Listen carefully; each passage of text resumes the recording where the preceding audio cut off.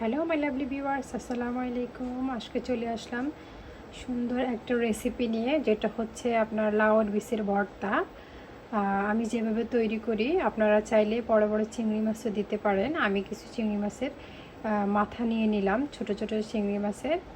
আর হচ্ছে আপনার রসুনের কয়েকটা কোষ নিয়ে নিলাম। আর হচ্ছে আপনি ধনিয়া পাতা নিয়ে নিলাম, কাঁচামরিচ নিয়ে নিলাম। আর হচ্ছে লাউয়ের বিচি। তো আপনারা যারা অনেকে অসময়ে অনেক কিছু ফেলে দেন, তো আপনারা চাইলে এভাবে একটা মিক্সার তৈরি করে আপনারা ভর্তা বানিয়ে খেতে পারেন। যেটা হচ্ছে আমি মাঝে মাঝে করি। সবসময় আমরা তো তরকারি খেয়ে থাকি বা বিভিন্ন আরও সবজি খেয়ে থাকি, তারপরে হচ্ছে অসময়ে আপনার ভালো না লাগলে আপনারা চাইলে এরকম ফেলে দেওয়া জিনিস দিয়ে আপনি একটা রেসিপি তৈরি করতে পারেন।